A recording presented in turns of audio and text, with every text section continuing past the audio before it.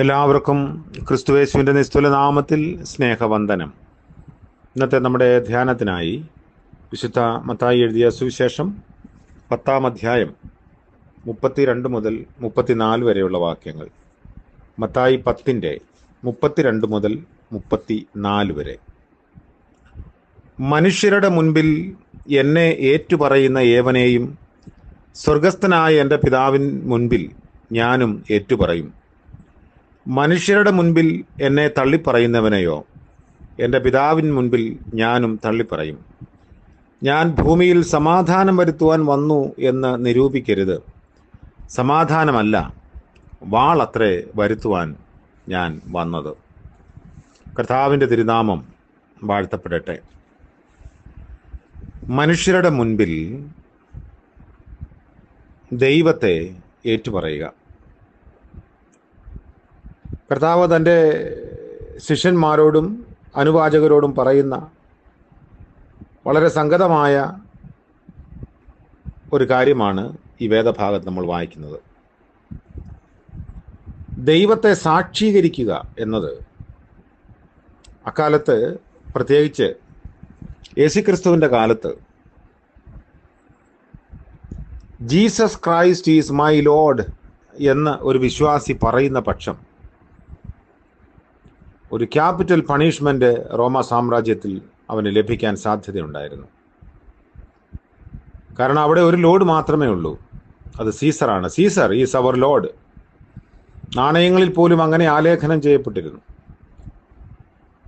റോമ സാമ്രാജ്യത്തിൽ കൈസര് മാത്രമാണ് കർത്താവ്, ലോർഡ്. ആ ഒരു യാഥാർത്ഥ്യം അല്ലെങ്കിൽ രാഷ്ട്രീയ നിലപാട് വളരെ ശക്തമായി നിലനിൽക്കുമ്പോൾ എനിക്ക് മറ്റൊരു ലോഡുണ്ട് എന്നൊരാൾ പരസ്യമായി സാക്ഷീകരിച്ചാൽ അതിൻ്റെ അർത്ഥം ആ മനുഷ്യൻ ദേശദ്രോഹം ചെയ്യുന്നു എന്നാണ്. കൊലക്കുറ്റത്തിന് യോഗ്യനാവും. അങ്ങനെ ഒരു ക്യാപിറ്റൽ പണിഷ്മെന്റ് ലഭിക്കാനുള്ള സാധ്യതയുണ്ട്. അതുകൊണ്ടാണ് കർത്താവ് ഇവിടെ പറയുന്നത്, മനുഷ്യരുടെ മുൻപിൽ എന്നെ ഏറ്റുപറയുക എന്ന് പറഞ്ഞാൽ ഒരു വിറ്റ്നസ് ആകുക എന്നാണ്. സാക്ഷി. സാക്ഷി എന്ന പദം മാർട്ടൂറിയ എന്ന ഗ്രീക്ക് പദത്തിൽ നിന്ന് ഉത്ഭവിച്ച് അതിൽ നിന്നാണ് വിറ്റ്നസ്സും സാക്ഷിയുമൊക്കെ ആകുന്നത്. അതൊരു ക്രിയാപദമാണ്. സാക്ഷി പറയുക, രക്തസാക്ഷിയാവുക എന്നാണ് അതിൻ്റെ യഥാർത്ഥ അർത്ഥം. ഒരു സീസർ നിലവിലുള്ള, ലോർഡ് എന്ന് പറയുന്ന സീസർ അധികാരിയായി ഉള്ളപ്പോൾ എനിക്ക് മറ്റൊരു സീസർ ഉണ്ട് അല്ലെങ്കിൽ ലോർഡ് ഉണ്ടെന്ന് പറയുന്നത് ഒരു ബദൽ രാഷ്ട്രീയ നീക്കമായി കരുതും. മരണം മുൻപിൽ കണ്ടുകൊണ്ടും യേശു ആണ് എൻ്റെ കർത്താവ് എന്ന് പറയുന്നവർ മരിക്കാനാണ് സാധ്യത. എന്നാൽ യേശുക്രിസ്തു വളരെ വ്യക്തമാക്കി നമ്മളോട് പറയുന്നു, മനുഷ്യരുടെ മുൻപിൽ എന്നെ ഏറ്റുപറയുന്ന ഏവനെയും സ്വർഗസ്ഥനായ എൻ്റെ പിതാവിൻ്റെ മുൻപിൽ ഞാനും ഏറ്റുപറയും. ഈ ഏറ്റുപറച്ചിൽ മനുഷ്യപുത്രൻ എന്ന നിലയിലുള്ള ക്രിസ്തുവിൻ്റെ ഏറ്റുപറച്ചിൽ മാത്രമല്ല, ക്രിസ്തു എൻ്റെ കർത്താവാണ്, ലോർഡാണ് എന്ന ഏറ്റുപറച്ചിലാണ്.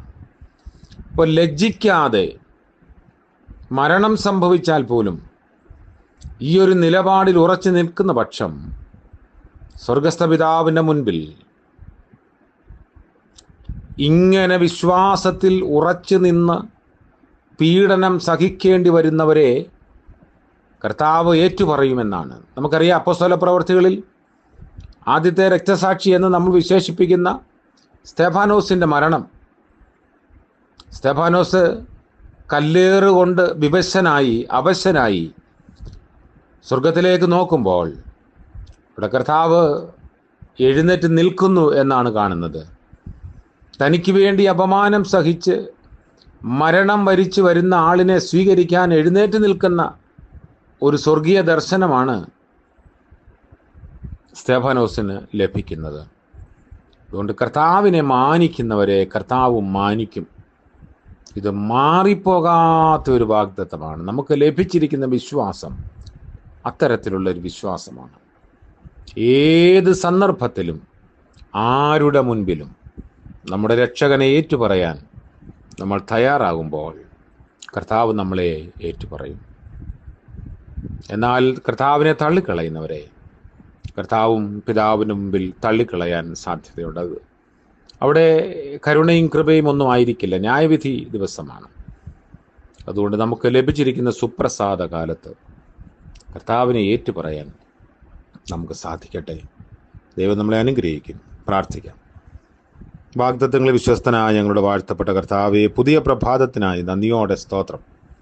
ഞങ്ങൾക്ക് ലഭിക്കുന്ന നല്ല അവസരങ്ങൾക്കായി ഞങ്ങൾ അങ്ങയെ മഹത്വപ്പെടുത്തുന്നു. രാത്രിയിൽ ലഭിച്ച നിദ്രയ്ക്കായി സ്തോത്രം. ഇന്നത്തെ പകൽക്കാല ജീവിതത്തിൽ നിങ്ങൾ ഏത് സന്ദർഭത്തിലായാലും അവിടുത്തെ സാക്ഷികളായി നിലനിൽപ്പാൻ സഹായിക്കണമേ. യേശു മശിഹ മൂലം പ്രാർത്ഥന കൃപയോടെ കേൾക്കുമാറാകണമേ. ആമേൻ. സകല ബുദ്ധിയെയും കവിയുന്ന ദൈവത്തിൻ്റെ കൃപയും അനുഗ്രഹവും നാം എല്ലാവരോടും കൂടെ ഇന്നും എന്നേക്കും ഉണ്ടായിരിക്കുമാറാകട്ടെ. ആമേൻ.